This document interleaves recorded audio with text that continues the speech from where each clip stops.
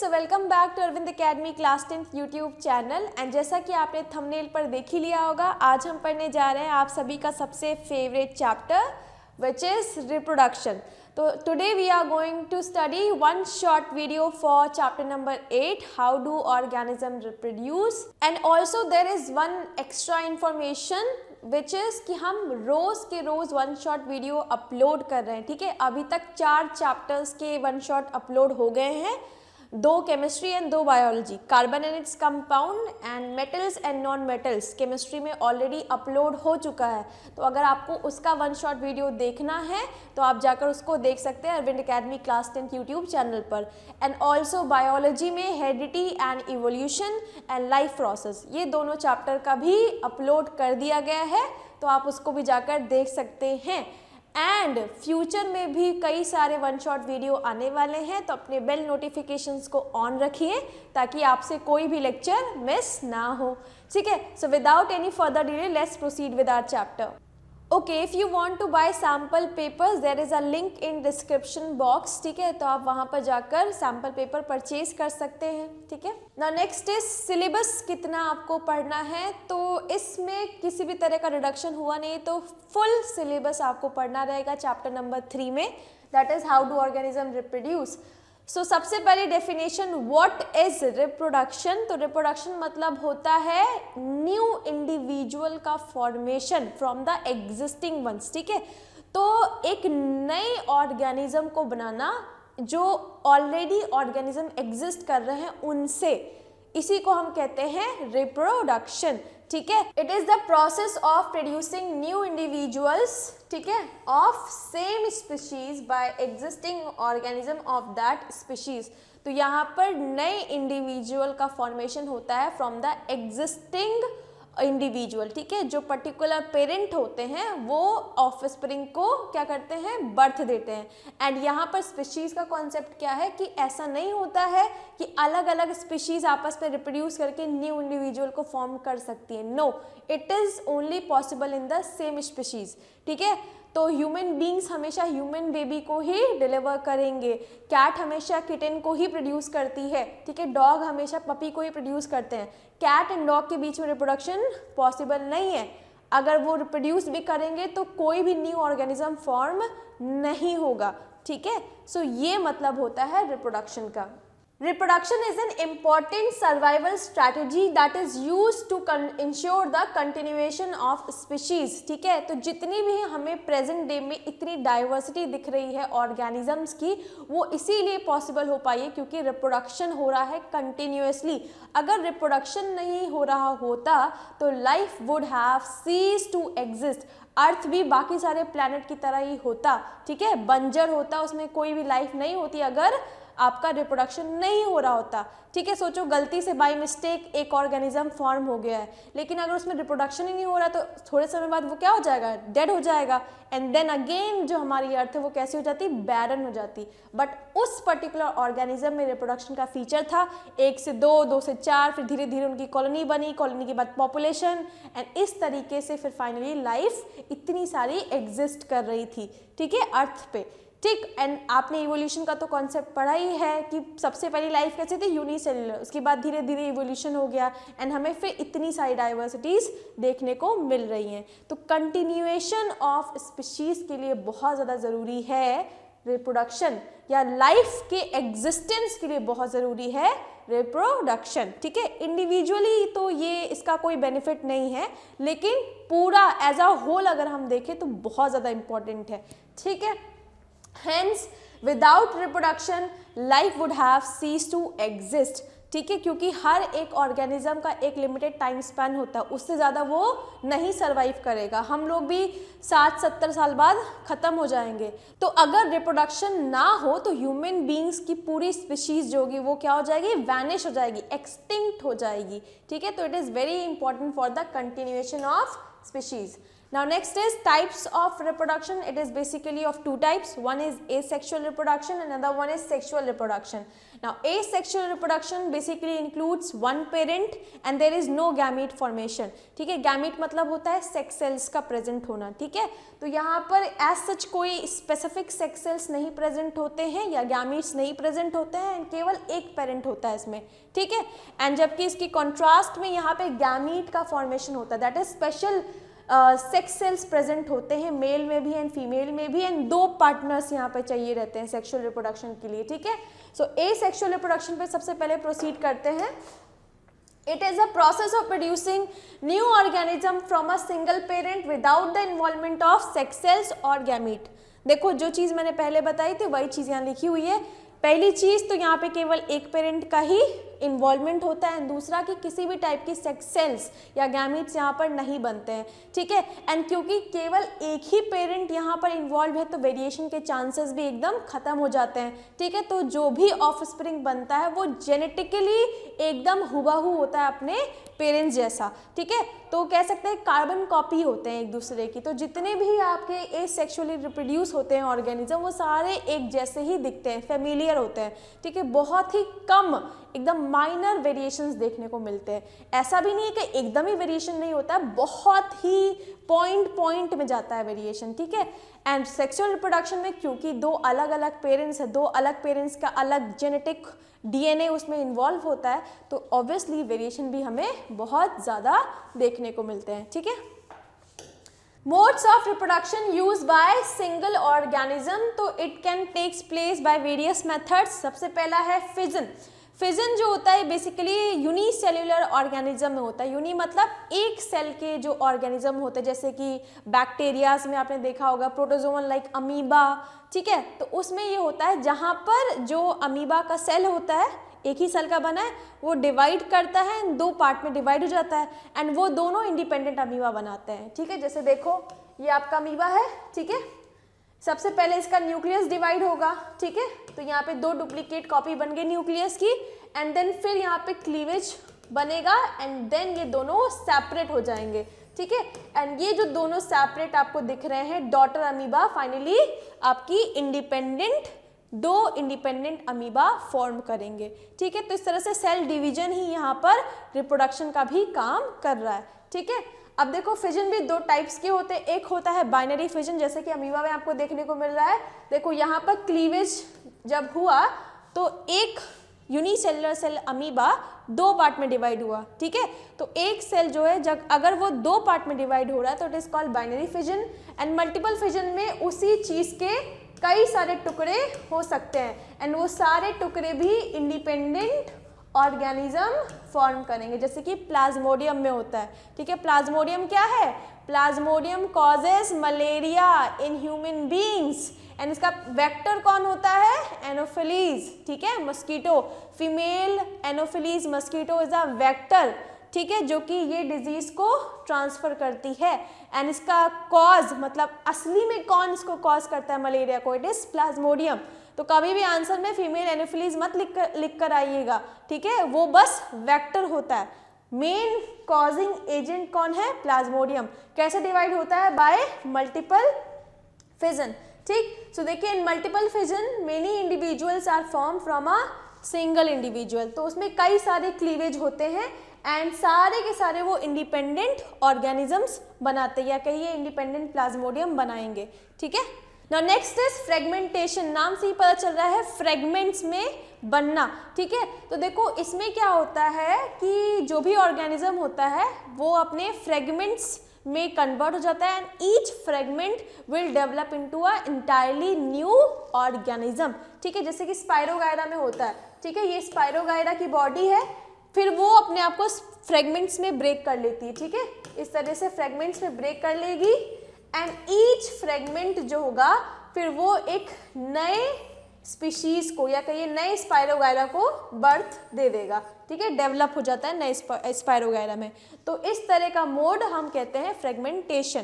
ठीक, next is regeneration. में क्या होता है? रीजेनरेशन बेसिकली ये उस टाइप का एसेक्सुअल रिप्रोडक्शन है जहाँ पर अगर उस पर्टिकुलर प्लांट या एनिमल का किसी भी पार्ट किसी भी कह रहे हैं, कोई भी पार्ट अगर ब्रेक हो जाता है, ठीक है, टूट जाता है, तो वो पर्टिकुलर ब्रेक्ड पार्ट पूरे ऑर्गेनिज्म में कन्वर्ट होने की टेंडेंसी रखता है, ठीक है। जैसे कि यहाँ पे एग्जांपल दिया हुआ है ना, ये प्लेनेरिया के पार्ट्स कट हो गए हैं and each part will develop into a entirely new planaria, ठीक है। तो इसको ही कहा जाता है रीजनरेशन। वैसे ये ट्रू मोड ऑफ रिप्रोडक्शन नहीं है, क्योंकि कोई भी ऑर्गेनिज्म इंतजार तो करेगा नहीं कि आओ मुझे काटो एंड देन मैं रिप्रोड्यूस करूँगा। तो ये इन केस है कि अगर गलती से पार्ट कट हो जाए तो फिर वो न्यू इंडिविजुअल में ग्रो हो जाएगा, ठीक है। सिमिलरली हाइड्रा में भी ये चीज़ देखने को मिलती है, जहाँ पर अगर हाइड्रा का कोई पार्ट कट हो जाता है तो वो नए हाइड्रा में कन्वर्ट हो जाता है by the method of regeneration, and it is not a true mode of sexual reproduction, ठीक है, sorry, asexual reproduction. Next is budding. नाम से ही पता चल गया, बड यहाँ पर ग्रो करती है। तो जो पेरेंट प्लांट होता है उसमें एक छोटी सी बड निकलती है, ठीक है, एंड वो बड धीरे धीरे आपकी ग्रो करती है एंड जब फुली डेवलप हो जाता है तो फिर वो फाइनली डिटैच हो जाती है अपने पेरेंट प्लांट से। मोस्ट कॉमन है ये हाइड्रा में। हाइड्रा में आप देख सकते हैं, देखो सबसे पहले पेरेंट से एक छोटी सी बड निकली, ठीक है, एंड देन वो बड धीरे धीरे आपकी ग्रो कर रही है, थोड़ी और ग्रो करी, एंड जब फाइनली आपकी मैच्योर हो जाती है तो वो ऑटोमेटिकली डिटैच होकर अपना सेपरेटली जीने लगती है, लिव करने लगती है, ठीक। So now next is vegetative propagation. Vegetative propagation मतलब होता है development of a new plant from the existing parts of the plant. जैसे कि इन जनरल हम क्या करते हैं, प्लांट को कैसे ग्रो कराते हैं, उसकी सीड्स को सॉइल में डालकर, है ना। डिफरेंट प्लांट्स के डिफरेंट सीड्स अवेलेबल होते हैं मार्केट में एंड उसको हम खरीद कर फिर सॉइल में लगाते हैं, तब उसमें से 2-3 दिन बाद पेड़ आ जाता है, पेड़ क्या पौधा आ जाता है कि नहीं। लेकिन वेजिटेटिव प्रोपागेशन ऐसा मेथड है जहाँ पर जो प्लांट ऑलरेडी आपके लगे हुए हैं गार्डन में, आप उसी का कोई कटिंग लेकर उसको नए प्लांट में ग्रो करा सकते हो। तो ये मेथड ज़्यादा आसान है क्योंकि सीड को ग्रो कराने में बहुत लंबा समय लगता है ना, वो तो धीरे धीरे ग्रो होता है। लेकिन इस तरह से अगर ऑलरेडी कोई प्लांट हमारे पास प्रेजेंट है और उसकी हमने केवल कटिंग ले ली है तो उससे प्लांट जल्दी आपका ग्रो कर जाएगा। तो ये काफ़ी इफेक्टिव वे होता है, ठीक है। तो देखिए, in vegetative propagation new plants are obtained from the existing parts of old plant। उसकी कौन से पार्ट्स को बेसिकली यूज़ कर सकते हैं, स्टेम को भी यूज़ कर सकते हैं, रूट को भी कर सकते हैं, लीव्स को भी कर सकते हैं, एंड इसमें किसी भी तरह का रिप्रोडक्टिव ऑर्गन नहीं यूज़ होता है, ठीक है। जैसे कि अभी आप पढ़ोगे सेक्सुअल रिप्रोडक्शन में सीड को बनने के लिए पहले चाहिए रहता है रिप्रोडक्शन होना ज़रूरी है, एंड रिप्रोडक्शन के लिए reproductive part that is flower का प्रेजेंट होना ज़रूरी है, क्योंकि फ्लावर में ही होते हैं आपके स्टेमेन एंड पिस्टिल, उसी में आपके प्रेजेंट होते हैं पॉलन ग्रेन जो कि फर्टिलाइज करेंगे ओव्यूल को, एंड तब जाके सीड बनेगा, एंड फिर जाकर वो सीड मार्केट में अवेलेबल होगा, एंड तब जाकर आप उसको लगा सकते हो। तो वो तो बहुत ही झंझट वाला प्रोसेस है, एंड उसके कंपेयर में ये प्रोसेस एसेक्सुअल मेथड का बहुत ही ईजी एंड फास्ट है, एंड कम समय में हम कई सारे प्लांट ग्रो करा सकते हैं। तो देखिए, ये दो टाइप के होते हैं, एक होता है नेचुरल, दूसरा होता है आर्टिफिशियल। तो नेचुरल में देखिए रूट, स्टेम एंड लीव्स। तो वेजिटेटिव प्रोपागेशन रूट्स में आप एग्जाम्पल जरूर याद रखिएगा दहेलिया का, ठीक है। नेक्स्ट स्टेम में जिंजर, स्टेम वाला तो बहुत ही कॉमन है, ठीक है। जैसे कि आपने घर में देखा ही होगा, पोटैटो रखा रहता है ना, तो थोड़े दिनों बाद उसमें से क्या आने लगती है, छोटी छोटी बड्स निकल जाती हैं उसमें से, है ना। तो अगर आपने उस बड को काट कर उसमें डाल दिया, ठीक है, पोटैटो लीजिए, ये पोटैटो है एंड इसमें ये छोटी छोटी बड है, तो इसको 2 पार्ट में डिवाइड कर लीजिए, ठीक है, एंड इस पूरे पार्ट को अगर आपने सॉइल में डाला तो थोड़े दिनों बाद उसमें से नया प्लांट ग्रो करने लगेगा ऑटोमेटिकली विदाउट सीड। क्यों? क्योंकि इसमें स्टेम है ना, ये इसमें ऑटोमेटिकली बड लगी हुई है, वो ग्रो कर जाती है, ठीक है। सिमिलरली आपका ginger is also a stem, तो उसको भी अगर आप काट के लगाओगे सॉइल में, उसमें बड होनी ज़रूरी है, ठीक है, तो वो भी नए प्लांट पे आपका ग्रो कर जाएगा। देन अनियन, ठीक है, अनियन को भी आप सीधा डायरेक्टली सॉइल में ग्रो कराइए, उसमें से ऑटोमेटिकली लीव्स आना स्टार्ट हो जाएंगी। तो these all are methods of vegetative propagation, ठीक है, कैसे, स्टेम्स के थ्रू। नेक्स्ट लीव्स, ब्रायोफिलम की लीव्स में बड्स प्रेजेंट होते हैं। तो देखो क्या होता है, ये ब्रायोफिलम है, ठीक है, उसके कॉर्नर्स पे बड्स होती हैं। तो जब ये ब्रायोफिलम की लीफ आपकी सॉइल पर गिरती है तो ऑटोमेटिकली न्यू ब्रायोफिलम प्लांट को ग्रो करा देते हैं। तो these are the methods of natural vegetative propagation. The next is artificial method of vegetative propagation. जब साइंटिस्ट ने देखा कि ये कम समय में काफ़ी फायदा दे रहा है तो उन्होंने क्या किया, आर्टिफिशियली वेजिटेटिव प्रोपागेशन स्टार्ट किया। तो इसका सबसे बड़ा कॉमन एग्जांपल है रोज़ प्लांट का, ठीक है। तो अगर आपके घर में रोज़ प्लांट का ऑलरेडी एक पेड़ लगा हुआ है तो आप क्या करिए, उसकी एक स्टेम की कटिंग ले लीजिए, ठीक है। बट उस स्टेम में क्या होना चाहिए, बड्स होने चाहिए, ठीक है। देखो ये आपका रोज़ प्लांट है, ये थॉर्न्स होते हैं, बीच में बड होती है ना, तो ऐसी कटिंग लीजिए जहाँ पे बड भी हो एंड देन सिंपली उस स्टेम को आप अपने गमले में लगा दीजिए। थोड़े दिनों बाद उस बड से आपका प्लांट ग्रो करने लगेगा, ठीक है। तो ये बहुत ही कॉमन मेथड है, आप खुद भी कर इसको देखिएगा अगर आपके घर में रोज़ का पेड़ लगा हुआ है तो, ठीक है। Now next is layering. Adventitious roots are produce, plant is then detach. तो जैसे ही एडवेंटिशियस रूट्स उसमें से ग्रो करने लगती है, उस प्लांट को उसमें से डिटैच करके देन अलग से लगा दिया जाता है, जैसे कि जैस्मिन में किया जाता है, ठीक है। तो ये चीज़ बहुत ही कॉमन है आपकी लेयरिंग में, ठीक है। आपने देखा भी होगा जैसे कि मनी प्लांट है, ठीक है, मनी प्लांट की कटिंग ले लीजिए, ठीक है, देन उसको एक जग में आपने उसको डाल दिया तो ऑटोमेटिकली वो थोड़े दिनों बाद उसमें रूट्स डेवलप हो जाती हैं, एडवेंटिशियस रूट्स, है कि नहीं। तो ये भी एक तरीका है आपका आर्टिफिशियली प्लांट को ग्रो कराने का। Now next is grafting. Now grafting में दो अलग अलग प्लांट को आपस में अटैच करते हैं इस तरह से, ठीक है, ग्राफ्ट बनाया जाता है। तो देखो क्या किया जाता है, इसमें मैंगो प्लांट है जैसे कि, ठीक है, तो उसकी एक स्टेम में कटिंग डाल दी इस तरह से, ठीक है, एंड देन दूसरी मैंगो प्लांट की कोई कटिंग ली, ठीक है, स्टेम की, एंड उसी को इसमें फिक्स कर दिया, इस तरह से यहाँ पर फिक्स कर दिया जाता है। तो ये जो दूसरे प्लांट का कटिंग है उसमें से भी थोड़े दिनों बाद प्लांट क्या कहिए लीव्स आनी स्टार्ट हो जाती हैं, ठीक है। तो इसी को कहा जाता है ग्राफ्टिंग टेक्निक। तो देखो इसमें स्कियोन एंड स्टॉक, स्कियोन मतलब होता है दूसरे प्लांट की कटिंग जो कि आपको फिक्स करनी है, एंड स्टॉक मतलब प्लांट ऑन विच ग्राफ्टेड। तो यहाँ पर ये स्टॉक है एंड ये स्कियोन है, ठीक है। ये बहुत ही कॉमन टेक्निक है मैंगो प्लांट्स में, okay. So now next is sexual reproduction in flowering plant. Now as we all know that sexual reproduction involves two parents, that is male and female, and also involves two gamete, that is male gamete and female gamete. अब plants में ये reproduction कैसे होता है उसी को हम समझेंगे। तो सबसे पहले रिप्रोडक्टिव पार्ट कौन सा होता है प्लांट्स में उसको जानते हैं। तो flower is the reproductive part of the plant, ठीक है। Why it is a reproductive part, because it carries mail and female reproductive organs, ठीक है। तो जहां पर आपका mail gamete and female gamete बनता है उसको बोलते हैं reproductive organ, male reproductive organ and female reproductive organ. And क्योंकि ये दोनों ही ऑर्गन आपके फ्लावर्स में प्रेजेंट होते हैं इसीलिए फ्लावर्स को कहा जा रहा है रिप्रोडक्टिव पार्ट प्लांट्स का, ठीक है। तो देखो अब इसके पार्ट्स को, सबसे पहले होता है फ्लावर में आपका रिसेप्टिकल। रिसेप्टिकल वो एरिया होता है जहाँ से प्लांट ग्रो करता है, एंड जब मैं इस पार्ट को पढ़ाऊँ तो आप समझ लीजिए it is very very important diagram from the exams point of view. 3 number का स्ट्रेट क्वेश्चन आ सकता है, ठीक है। डायग्राम, केवल डायग्राम, ठीक है। तो कलरफुल बनाइएगा, काफ़ी अट्रैक्टिव होना चाहिए, 3 नंबर में आता है ये। सो रिसेप्टिकल्स का काम क्या होता है, यहीं पर बेसिकली फ्लावर ग्रो करता है, डेवलप होता है, ठीक। देन आते हैं सेपल्स पे।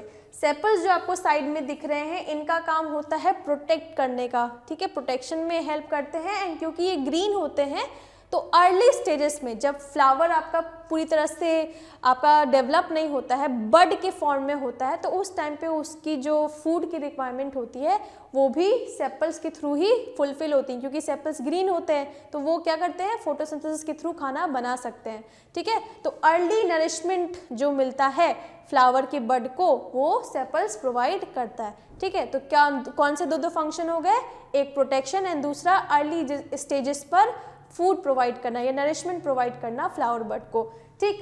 Next is petals. पेटल्स का काम क्या होता है आप जान ही रहे हो, mail and female reproductive part जो होते हैं वो दोनों ही फ्लावर्स में प्रेजेंट है एंड यहीं से आपका सारा रिप्रोडक्शन का खेल स्टार्ट होता है। तो ऑब्वियस ही बात है इन पार्ट्स को प्रोटेक्शन की ज़रूरत है, ठीक है। तो ये पेटल्स का काम क्या है, male and female reproductive parts को प्रोटेक्ट करने का, ठीक है। तो petals are meant for protection, ठीक। एंड इसके अलावा एक और चीज़ है, अट्रैक्शन के लिए भी होता है, इंसेक्ट्स को अपनी तरफ अट्रैक्ट करने के लिए भी होता है, ठीक है। तभी आपने देखा होगा ज़्यादातर जो फ्लावर्स होते हैं बहुत ही ब्राइटली कलर्ड होते हैं, बहुत ही अच्छी स्मेल प्रोड्यूस करते हैं। क्यों? क्योंकि उससे इंसेक्ट अट्रैक्ट होते हैं।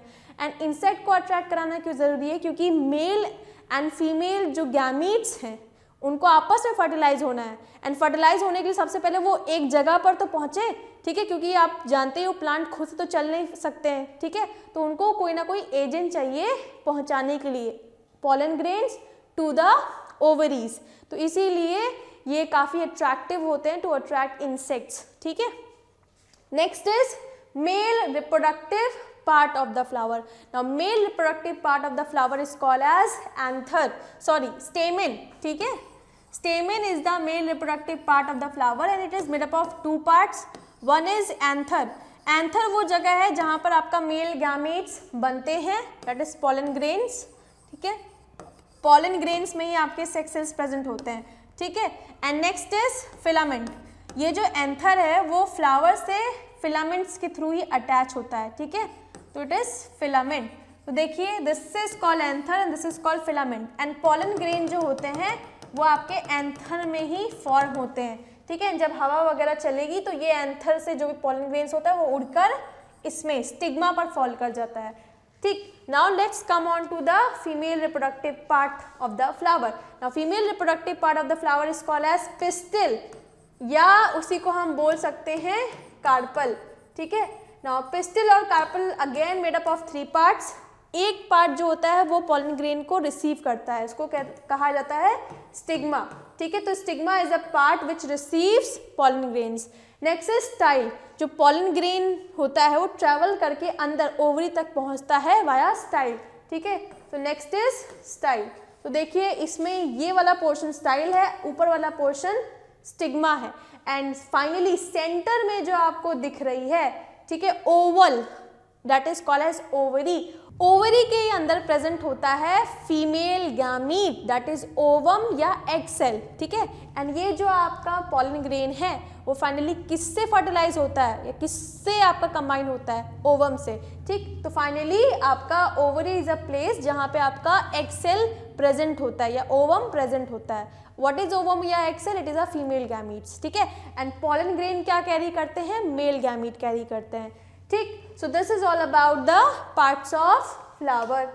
So next is sexual reproduction in flowering plants. तो देखो कैसे होता है, सबसे पहले द रिप्रोडक्टिव पार्ट्स जो होते हैं एंजियोस्पर्म के वो फ्लावर में प्रेजेंट होते हैं, ठीक है। स्टेमन मेल रिप्रोडक्टिव पार्ट है, कार्पल फीमेल रिप्रोडक्टिव पार्ट है and they carries the mail and female gametes, ठीक। The male organ of a flower is called as stamen, makes the male gamete which are present in the pollen grains of the plant. तो pollen grains आपका male gamete को carry करता है and female में वही चीज़ कौन carry करता है, ओव्यूल्स, ठीक है।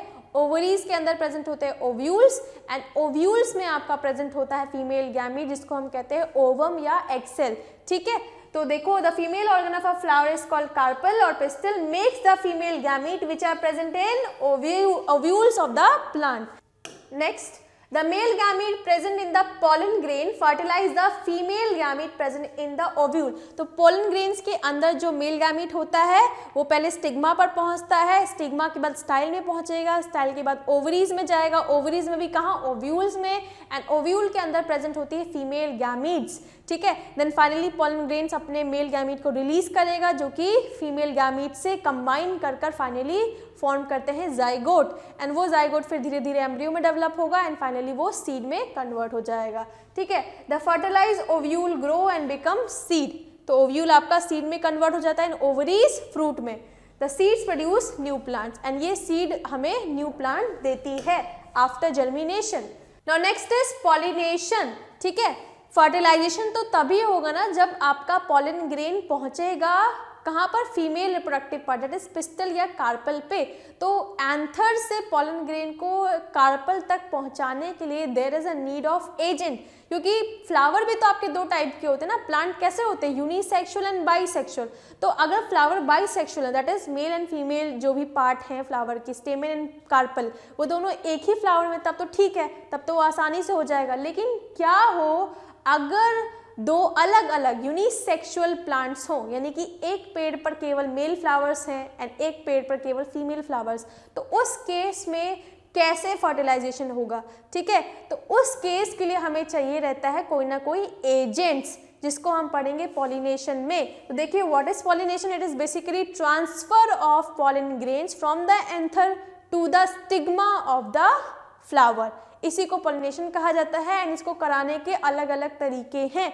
एक एबायोटिक फैक्टर्स भी हो सकते हैं, एबायोटिक मतलब नॉन लिविंग, जैसे कि हवा चली तो उसे एंथर से पॉलन ग्रेन उड़कर पहुंच गए स्टिग्मा पर, या वाटर, अगर पानी में कोई प्लांट है तो वाटर के थ्रू वो पहुंच गया, ठीक।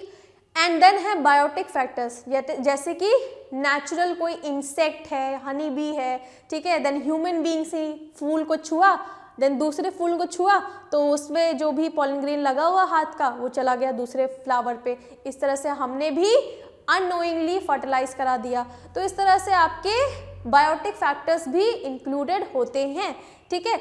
सबसे ज़्यादा इफेक्टिव होता है बायोटिक मेथड, एंड इसीलिए ज़्यादातर जो फ्लावर्स होते हैं वो आपके बहुत ही ब्राइटली कलर्ड होते हैं, बहुत ही ज़्यादा स्मेलिंग, बहुत अच्छी सी स्मेल प्रोड्यूस करते हैं, ताकि जितने भी एनिमल्स हैं, इंसेक्ट्स हैं, वो अट्रैक्ट हो सकें, ठीक है, इसीलिए किया जाता है। तो देखिए it is a transfer of pollen grains from the anther of a stamen to the stigma of carpel. The pollen grains are transferred by many agents, जैसे कि insect, bees, butterflies, bird, man, wind and water, ठीक है। तो wind and water abiotic factor हैं, and जो आपको insects वगैरह दिख रहे हैं वो हमारे बायोटिक फैक्टर है। बायोटिक मतलब living. Now next is types of pollination. Pollination can be of two type. One is self pollination, another one is cross pollination. Now self pollination क्या होता है? Transfer of the pollen grains from the anther to the stigma of the same flower, या flower दूसरा हो लेकिन plant same हो। जैसे कि ये आपका कोई पेड़ है, ठीक है, बाइसेक्सुअल पेड़ है मान लेते हैं, ठीक है। बाइसेक्सुअल मतलब उसमें anther that is pistil and carpel, ठीक है, male and female reproductive part दोनों ही एक फूल के अंदर प्रेजेंट होगा, ठीक है। ये हमारा बहुत ही ब्यूटीफुल सा फ्लावर है, इसमें एंथर है ये, एंड बीच में आपका स्टिग्मा एंड ओवरी वगैरह है ये, ठीक है। सिमिलरली इसमें कई सारे ऐसे ही फूल लगे होंगे, ठीक है। अब यहाँ पर पॉलन ग्रेन्स प्रेजेंट है, हवा चली, पॉलन ग्रेन्स उड़कर तुरंत से इधर पहुँच गए, ठीक है, ये एक तरीका है। या फिर कोई इंसेक्ट आया, पॉलन ग्रेन्स यहाँ से उसने पिकअप किए, देन उड़कर दूसरे प्लांट पर गया, सॉरी दूसरे फूल पर गया सेम प्लांट के, ठीक है। तो यहाँ पर आपको देखने को मिल रहा है सेम ही प्लांट का पॉलन ग्रेन आपका फर्टिलाइज कर रहा है, ठीक है। तो इसमें किसी भी तरह का नया जेनेटिक इन्वॉल्व नहीं हुआ है, ठीक है, नए जीन्स नहीं आ रहे हैं, सेम प्लांट का सेम पॉलन ग्रेन फर्टिलाइज कर रहा है स्टिग्मा को, ठीक है। तो इसी को कहते हैं सेल्फ पॉलिनेशन। देखो it is a transfer of pollen grains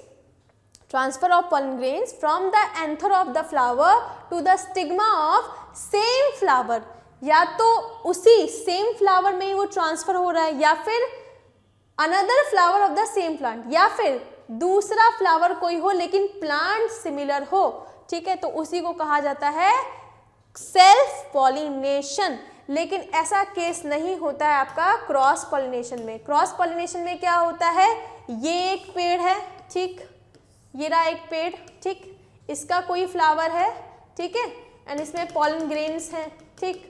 next दूसरा कोई पेड़ है, ठीक है, इसमें भी कोई फ्लावर है, एंड यहाँ पर आपका क्या प्रेजेंट है, स्टिग्मा है, ठीक है, इस तरीके से। तो यहाँ पर मान लीजिए कोई इंसेक्ट आया, ठीक है, उसने यहाँ से पॉलन ग्रेन कैरी किए, ये हमारी बटरफ्लाई है, ठीक है, इसको रेड कलर से बनाते हैं, बड़ा प्यारा लगेगा, ठीक है। ये हमारी बटरफ्लाई है, इसने अपने पैरों पर ये पॉलन ग्रेन्स अटैच किए, जब ये उड़कर इधर आएगी ये वाली बटरफ्लाई, तो ये पॉलन ग्रेन्स स्टिग्मा पर उसने क्या करा दिए, पहुँचा दिए, ठीक है। तो इस तरह से आप देख सकते हो फ्लावर से transfer of the pollen grain from the anther to the stigma of another flower, ठीक है, दूसरे प्लांट का, फ्लावर जो है वो दूसरे प्लांट पे प्रेजेंट है, तो ये क्या है, क्रॉस पॉलिनेशन। अच्छा, एक और खास चीज़ क्या है, स्पीशीज सेम होनी चाहिए। जैसे कि रोज का प्लांट है तो रोज ही के प्लांट पे पहुंचना चाहिए। ऐसा नहीं होता है कि ये जो रोज का पॉलन ग्रेन है वो गुलदाउदी पे गिरेगा तो भी फर्टिलाइजेशन हो जाएगा, नहीं। क्रॉस पॉलिनेशन मतलब है कि एंथर जो है, पॉलन ग्रेन्स जो हैं वो आपके दूसरे प्लांट के फ्लावर पे गिर रहे हैं लेकिन स्पीशीज सेम है। या अगर ये रोज प्लांट का है तो ये भी रोज प्लांट के ही फ्लावर को फर्टिलाइज करेगा, ठीक है। अगर वो गलती से गुलदाउदी पे गिर जाता है या किसी दूसरे फूल पर गिरेगा, दूसरे स्पीशीज के फूल पर, तो उससे फर्टिलाइजेशन नहीं होगा, ठीक है। तो देखिए, it is the transfer of pollen grains from the anther of one flower to the stigma of another flower of a different plant. ये देखो, दो अलग अलग प्लांट है ना, ऑफ द सेम स्पीशीज, लेकिन स्पीशीज सेम होनी चाहिए। So it is very common in majority of the flowering plant. ज़्यादातर majority of the flowering plants में क्रॉस पॉलिनेशन बहुत ही कॉमन है, बहुत ही अच्छा होता है। क्यों?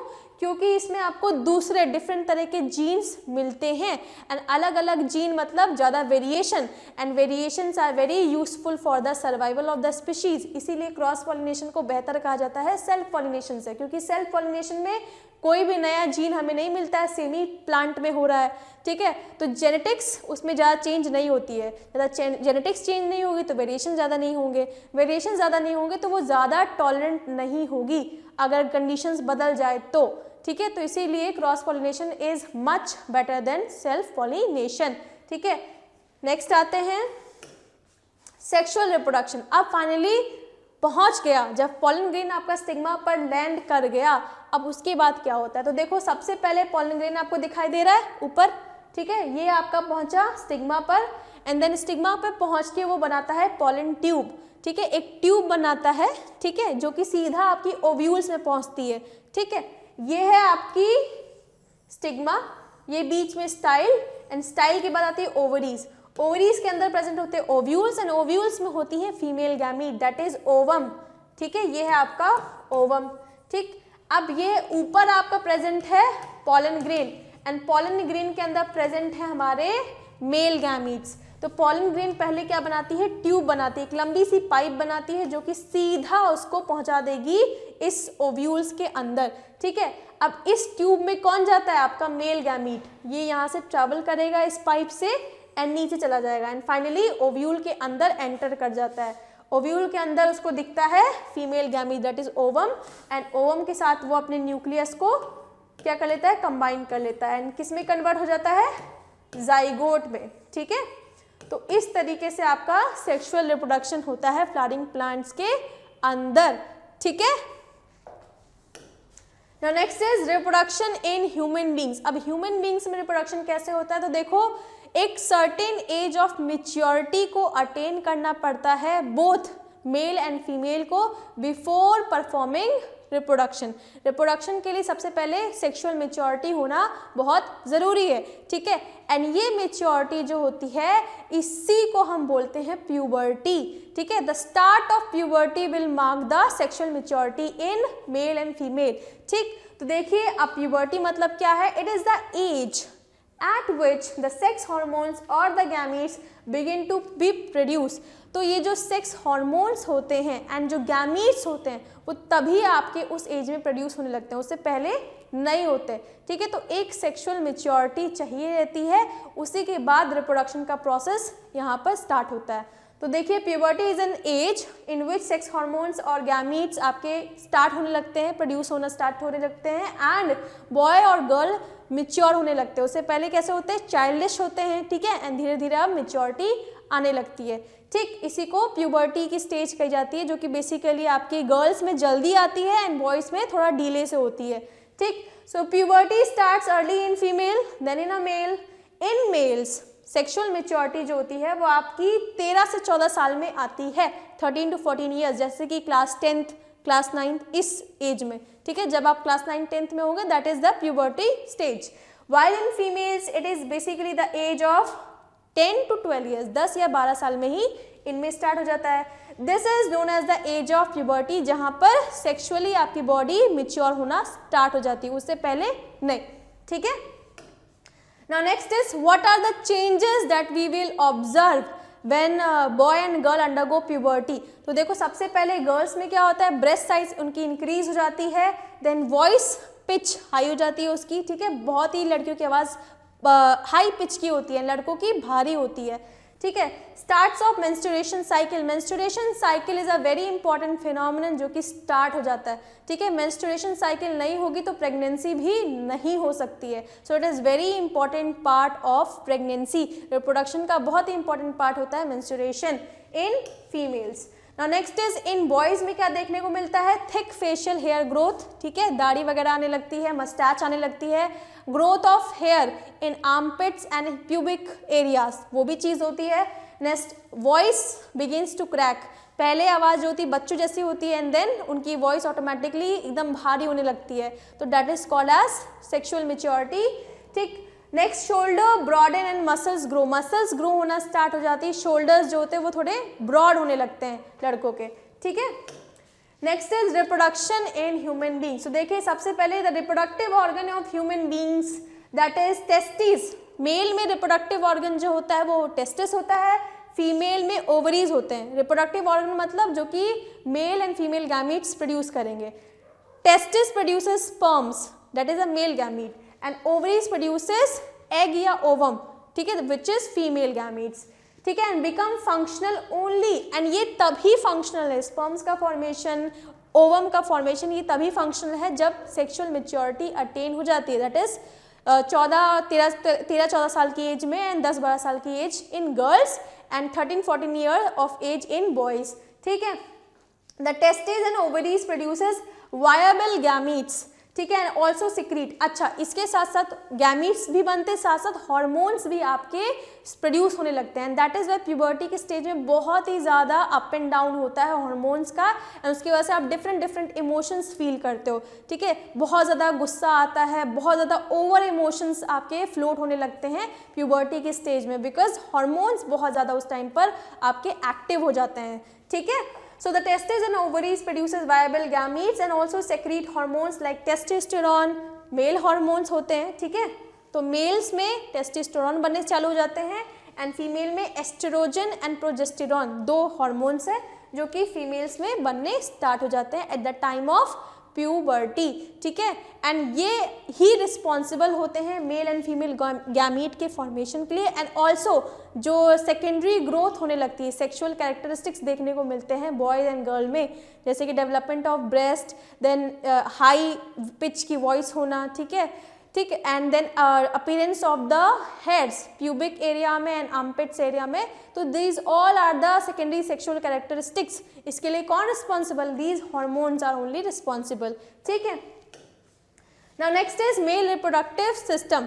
Now male reproductive system obviously includes parts जो कि आपका मेल गैमीट बनाएंगे एंड बाकी दूसरे पार्ट्स जो कि उसको ट्रांसफर करने के लिए होंगे, ठीक है। तो देखो it consist of portion that produces germ cells, male में मेल गैमीट का नाम क्या है, स्पर्म्स, तो स्पर्म को फॉर्मेशन करने के लिए कुछ पार्ट्स होंगे एंड रेस्ट पार्ट जो होगा उनको डिलीवर करने के लिए होगा, ठीक है। तो it consist of portion that produces germ cells and other portion that deliver the germ cells to the site of fertilization that is into the female genital tract, ठीक है।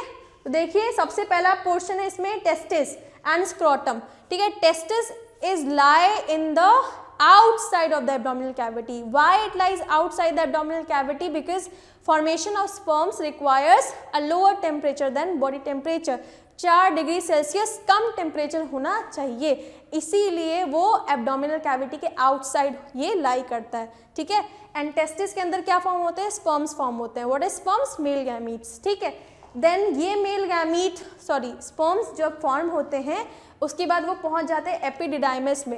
एपिडिडाइमस में दीज मेल गैमीट स्टार्ट्स मिच्योरिंग, ठीक है, mature होना start हो जाते हैं and जैसे ही वो मिच्योर हो जाते हैं उसके बाद फिर वो इस वास्ट डिफरेंस से आपके ऊपर चले जाते हैं, ठीक है, इस पाइप के थ्रू। एंड देन फाइनली जब यहाँ इस वाले पोर्शन में रीच करते हैं तो seminal vesicle and prostate gland जो होते हैं कुछ फ्लूइड रिलीज करते हैं जो कि उस स्पर्म को थोड़ा फ्लूइड नेचर प्रोवाइड करते हैं, ठीक है, एंड ऑल्सो नरिशमेंट भी प्रोवाइड देते हैं, ठीक है।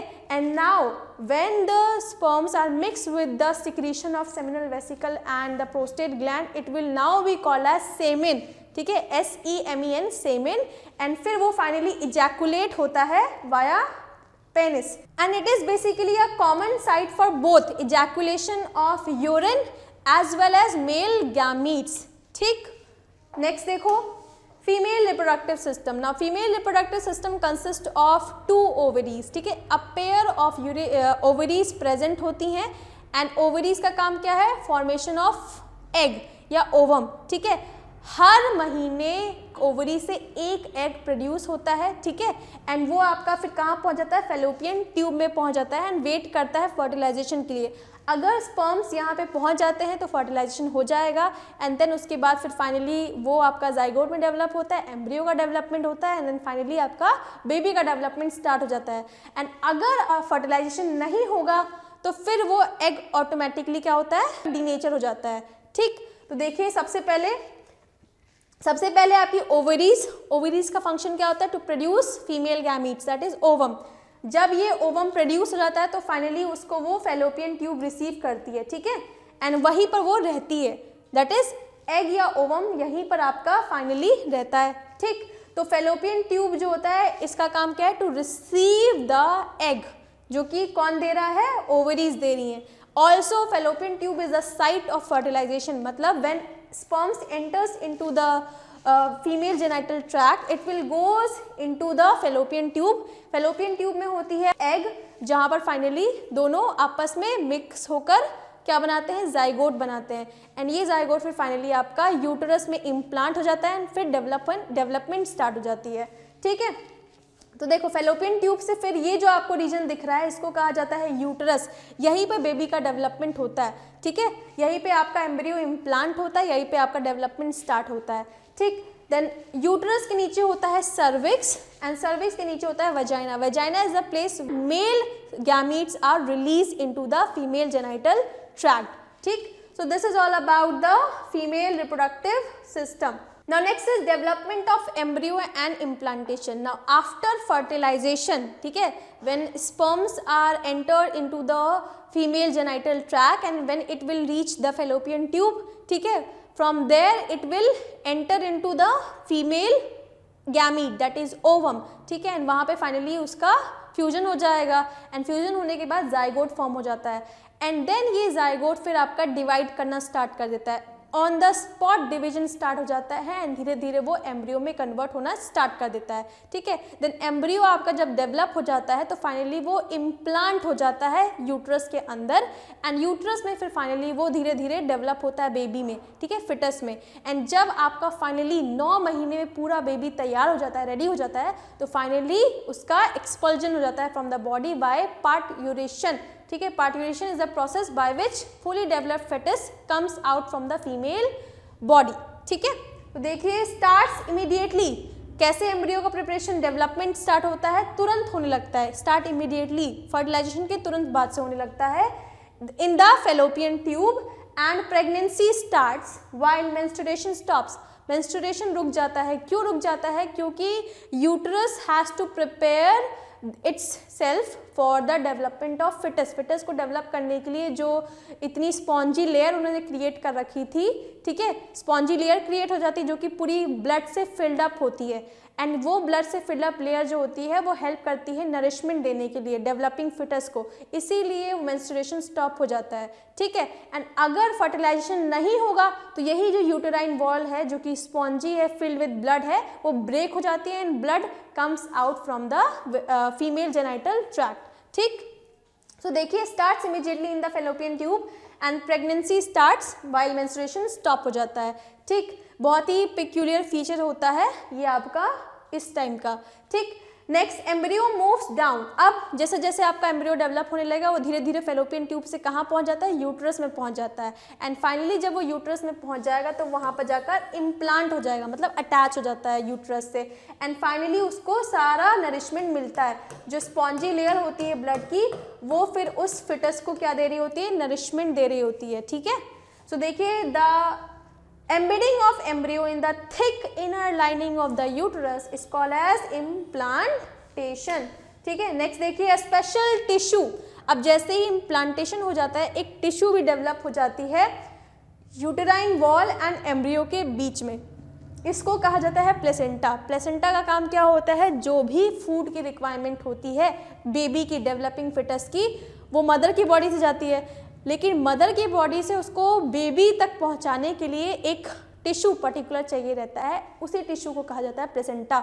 तो जो भी डेवलपिंग बेबी का नीड है वो सारा कहाँ से मिल रहा है, वाया प्लेसेंटा. ठीक है, वो उसको ऑक्सीजन भी देता है, ठीक, साथ ही साथ फूड देता है, एंड प्लस जो भी वेस्ट वो फिटस आपका बना रहा होगा वो भी उससे रिमूव उसी प्लेसेंटा के थ्रू होता है. ठीक है, so special tissue develops between the uterine wall and the embryo which is called as placenta. This structure provide oxygen. Obviously living है तो उसको भी रेस्पिरेशन करना होगा, तो जो ऑक्सीजन चाहिए एंड जो कार्बन डाइऑक्साइड वो खुद प्रोड्यूस कर रहा होगा उसको रिमूव करने के लिए, दोनों काम के लिए प्लेसेंटा का यूज होता है. ठीक है, so this structure provide oxygen and nutrient to the young growing baby and remove waste product from the baby's blood. The fetus is attach to placenta. अब ये प्लेसेंटा से कैसे अटैच होता है, अम्बिलाइकल कॉर्ड से. देखो ये है प्लेसेंटा, ठीक, ये है डेवलपिंग बेबी, एंड ये जिससे अटैच होता है इसी को बोला जाता है बीच में अम्बिलाइकल कॉर्ड. इसी के थ्रू सारा सामान आ रहा होता है एंड जा रहा होता है, जैसे कि वेस्ट वगैरह जाएगा एंड ऑक्सीजन एंड न्यूट्रिएंट आएगा. ठीक, now next is birth control methods. तो सबसे पहले देखो मैकेनिकल बैरियर मेथड होता है, जहाँ पर एक मैकेनिकल बैरियर लगा देते हैं इंटरकोर्स के टाइम पर, सो दैट जो स्पर्म से, मेल गैमीट से, वो पहुंच ही ना पाए फीमेल गैमीट्स तक. ठीक है, इसके लिए सबसे मोस्ट कॉमनली यूज जो बैरियर्स हैं वो है condoms, diaphragm and cervical caps. ठीक है, diaphragm and cervical caps are inserted in the females and condoms are use by males. Next is chemical methods. क्या होता है, जहाँ पर हम किसी तरह के केमिकल्स को यूज करते हैं, जैसे कि स्पर्मिसाइडल क्रीम्स आती हैं to kill the male gametes that is sperms. Then oral pills, then vaginal pills भी आती हैं. So these are the examples of chemical method. Now next is surgical method. Surgical methods में basically surgery के through उन parts को ही cut कर दिया जाता है जो कि मेल एंड फीमेल गैमीट को ट्रांसफर करते हैं. ठीक है, जैसे कि आपको पता ही होगा कि फेलोपियन ट्यूब में आपका क्या होता है, फर्टिलाइजेशन होता है. ठीक है, तो फेलोपियन ट्यूब को ही कट कर दिया जाता है सो दैट जो स्पर्म्स है वो रीच ही ना कर पाए ओवम में. जब रीच ही नहीं करेंगे तो फर्टिलाइजेशन नहीं होगा. ठीक है, सिमिलरली ट्यूबेक्टोमी जो होता है, सॉरी वेसेक्टोमी जो होता है, उसमें वास डिफरेंस को कट कर दिया जाता है. वास डिफरेंस जो होता है स्पर्म्स को पहुंचाता है पेनिस में, तो अगर वास डिफरेंस कट है तो वो पहुंचेगा ही नहीं, तो फिर आपका इस तरह से बर्थ कंट्रोल में काफ़ी हेल्पफुल हो जाएगा. बट ये जो मेथड है ये आपका परमानेंट मेथड है, इसको रिवर्स नहीं कर सकते. एक बार जो हो गया वो हो गया. ठीक, जबकि chemical method, mechanical barrier method, ये टेम्पररी मेथड्स हैं. सो सर्जिकल मेथड वेसेक्टोमी जो होता है इसमें cutting of the vas deferens जो कि मेल्स में कराया जाता है, एंड ट्यूबेक्टोमी जो होता है इसमें cutting of the fallopian tube to prevent the fertilization of ovum. ठीक है, so this is all about the birth control. Now next is sexually transmitted diseases. सबसे पहले है आपका एड्स, एक्वायर्ड इम्यूनोडेफिशिएंसी सिंड्रोम. ठीक है, this is most common disease and it is very fetal. अभी तक इसका इलाज भी नहीं आया है. ठीक है, जस्ट मेडिसिन दी जाती है to suppress the virus. Virus को सप्रेस करने के लिए मेडिसिन आती हैं. अभी तक का इसका कोई भी इलाज नहीं आया है. ठीक है, तो ये आपका बहुत ही लीथल डिजीज़ है. ठीक है, अगेन वायरस से कॉज होती है. ये जितने भी वायरस होते हैं सारे ही लीथल डिजीज़ कॉज करते हैं, जैसे कि कोरोना वायरस भी है. ठीक है, उसका भी अभी तक वैक्सीन नहीं आया है. एड्स की भी अभी तक कोई आपका एज सच मेडिसिन नहीं है जो कि इसको ख़त्म कर दे हमेशा के लिए. ठीक है, मेडिसिन्स केवल वायरस को सप्रेस कर सकती हैं. ठीक है, अगर आप उसको रेगुलरली लोगे तो, लेकिन ऐसा नहीं कि कम्प्लीटली उसको ख़त्म कर दें. ठीक, so this is the problem with the virus. So देखिए, it is cause by HIV, human immunodeficiency virus, and इसका सिम्टम क्या है, ये इम्यून सिस्टम पे हमला करता है. आपकी बॉडी के इम्यून सिस्टम को वीक कर देगा, जिसकी वजह से आप किसी भी तरह के प्रोटेक्शन या सील्ड में नहीं रह जाएंगे. आपकी बॉडी क्या होती है, इम्यूनिटी होती है ना हमारे अंदर, हम अपने आप को प्रोटेक्ट कर सकते हैं. ठीक है, लेकिन ये जो वायरस है ये हमारी बॉडी की इम्यूनिटी पे ही इफेक्ट करता है, जिसकी वजह से हम डिजीजेस के लिए प्रोन हो जाते हैं। कोई भी बैक्टीरिया वायरस जो कि हमारे आसपास के सराउंडिंग में होगा वो हमारी बॉडी में आकर हमें इन्फेक्ट कर जाएगा, क्योंकि हमारा इम्यून सिस्टम कैसा हो गया है, वीक हो गया है, ठीक है। So it is a very dangerous disease, ठीक। Next is gonorrhoea. Gonorrhoea is cause by Neisseria gonorrhoea virus, sorry bacteria, it is a bacteria, ठीक है। Gonorrhoea is a bacterial disease होता है, नेजेरिया गोनोरिया कॉज करता है। इसका काम सिम्टम क्या है, inflammation of urogenital tract in females. तो जो यूरोजेनाइटल ट्रैक्ट होता है वो आपका इन्फ्लेमेशन उसमें आ जाते हैं। Next is syphilis. साइफिलिस जो होता है it is cause by another bacteria जिसका नाम है Treponema pallidum. So Treponema pallidum is a bacteria which causes syphilis. इसका सिम्टम क्या है, lesions in mucous membrane and ulcers on genitals. तो जेनिटल्स में अल्सर्स प्रोड्यूस हो जाते हैं एंड देन लिसेंस प्रोड्यूस हो जाते हैं। So these are some common STDs, okay. So with this हमारा आज का ये सेशन यहीं पर ख़त्म होता है। आई होप आपको ये चैप्टर समझ में आया होगा, एंड इन केस अगर आपको इस चैप्टर का डिटेल्ड वर्जन चाहिए तो वो भी अवेलेबल है, आप जाकर इसको चेक कर सकते हैं एंड डिटेल में भी स्टडी कर सकते हैं। एंड हम मिलते हैं किसी और लेक्चर्स में बहुत ही जल्द। Wish you all the very best and have a very good day. Thank you.